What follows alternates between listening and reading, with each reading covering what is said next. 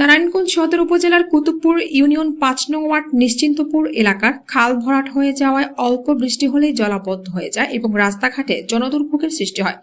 এছাড়াও আমতলার রাস্তাটির দুই পাশের সংযোগ ড্রেন সম্পৃক্ত না করার কারণে উক্ত রাস্তাটির বেহাল অবস্থার কারণে বেশ কয়েকবার দুর্ঘটনা ঘটেছে।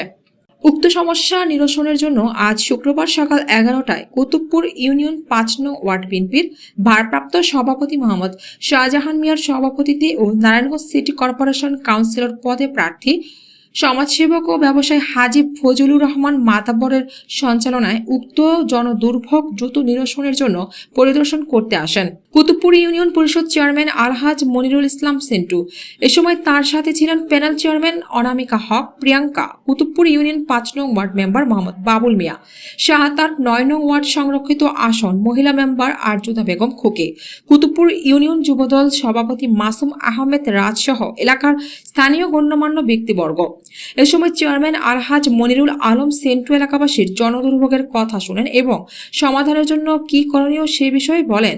এ সময় চেয়ারম্যান আশ্বস্ত করেন উক্ত খাল ভেকু দিয়ে দ্রুত পরিষ্কারের সুব্যবস্থা করা হবে এবং এলজিইডি এর আওতাধীন উক্ত রাস্তাটি দ্রুত আরসিসি ঢালাই করা হবে এবং এলাকার মাদক সন্ত্রাস নির্মূলের জন্য তিনি এলাকাবাসীর পাশে আছেন বলে জানিয়েছেন। আমাদের একটি দাবি, আজকে আমাদের চেয়ারম্যান সাহেব আমাদের কাছে উপস্থিত হয়েছেন।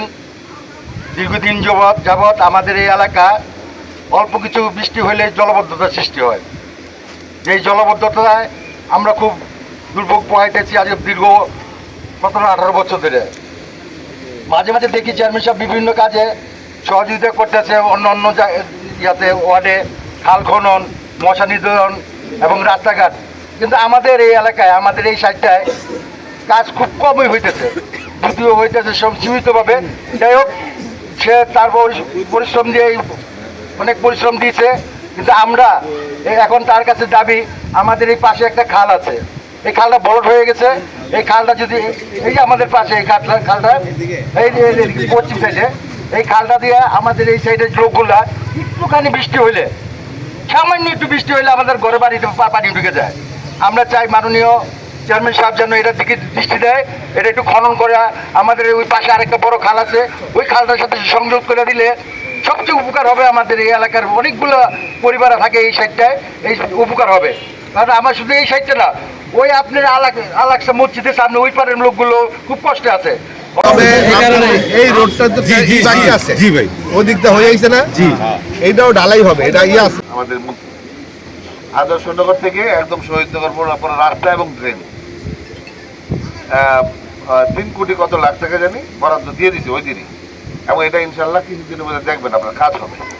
ওই পানিটা নিষ্কাশন হবে, ওই যে শহীদনগর যে পানি জমে থাকে ওইটা আর হবে না, এটা 3 ফিট উঁচা হবে এবং পানি নিষ্কাশন হবে।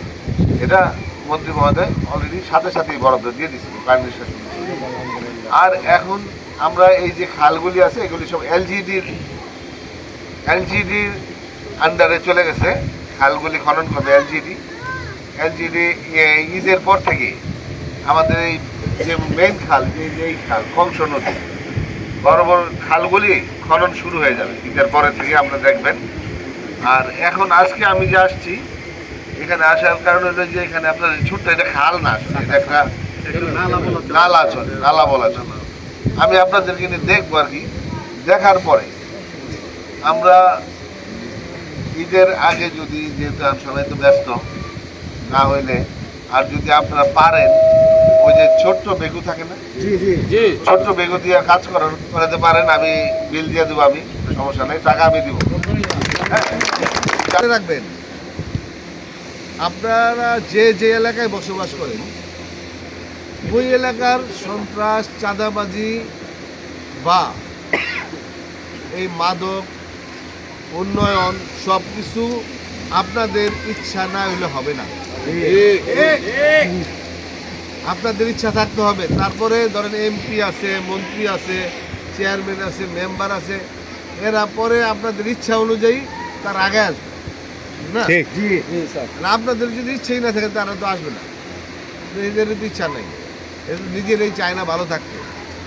সুতরাং একটা জিনিস মাথায় রাখেন এখন থেকে, যে আপনার এলাকা আপনি দেখেন কোথাও বিক্রি হচ্ছে, আপনার এই প্রথমকে আগায় ধরতে হবে, যাই তোমার হাতে কি একা না পারেন, আপনারা তো একা না।